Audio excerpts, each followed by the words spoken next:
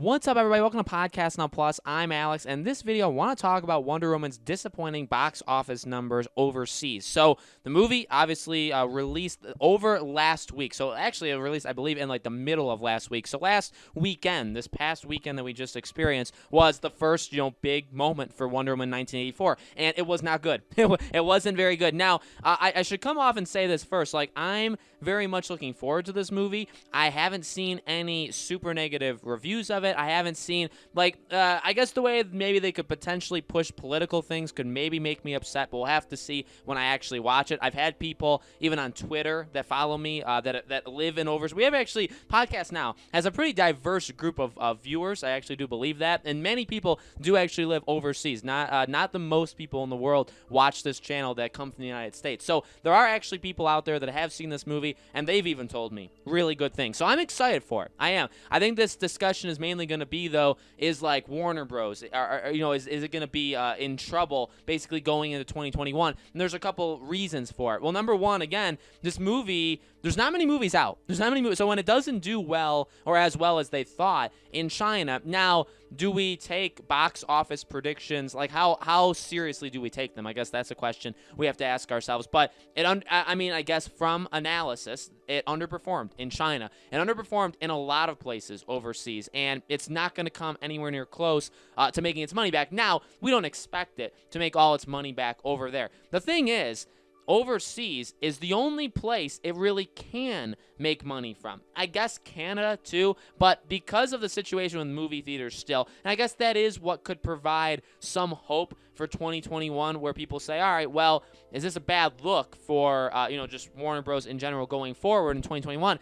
It will, if movie theaters continue to not do well and not, survive, basically, because if you do, where it's only overseas trying to recoup the costs of your movie, and then everywhere else you're trying to push HBO Max. You're trying to get as many people as possible to get HBO Max. And that's fine if that's the model you want to go with, and I think that is okay, and I'm sure you can make a lot of money that way. But if the movie completely flops when it goes out in theaters, I don't know if you're going to make that money back on HBO Max, especially if it's a situation, and this is the more interesting thing, if this happens over this week, and this will be the week that we figure it out, if people are going to get HBO Max for a day, for a week, for a month, and then leave. I can tell you my own personal, what I plan on doing is literally that. Funny enough, buying Cyberpunk 2077 does actually have its advantages. It came with a 30-day trial for HBO Max. So I know they ended their free trial. I ironically, without even knowing it, I got a 30-day one from buying Cyberpunk. So that's pretty cool. So I'm going to be using that,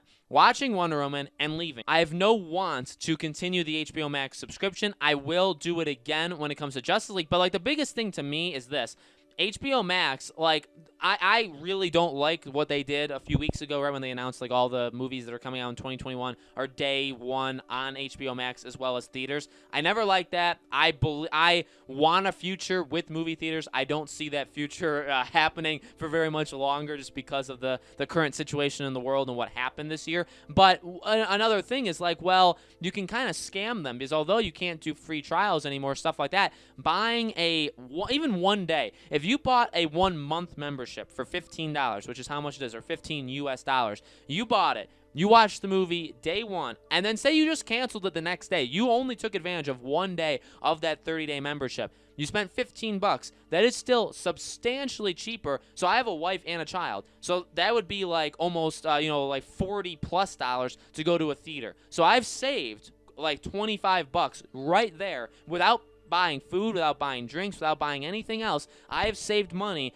doing 1 day of HBO Max. So while that is a good deal, I'm not saying it's not a good deal, I wonder, this model that they're trying to do of getting people basically to stay with HBO Max long term, I wonder if it's going to work. I wonder if they're going to have big paydays day one when the movie comes out, but just kind of movies in general, week 1, week 2 are big weeks, and then after that it falls off, and then you go from there. I almost wonder if it's just going to be the exact same thing. These people are just going to watch it the first day, first week of HBO Max, but then leave. They're not going to get a consistent revenue source from it every single month. So while that is a very long aside, it does have a lot to do with Wonder Woman, because again, this in my opinion is the test run. You have this movie comes out I'm watching on HBO Max. I'm forced to because I don't have it. Movie theaters, I wanted to go see this at the local AMC. It's closed because of local government. Thanks a lot. I know a lot of people. I've talked to people that live in Canada that they don't have HBO Max, and the nearest theater from them that's open is like an hour plus away.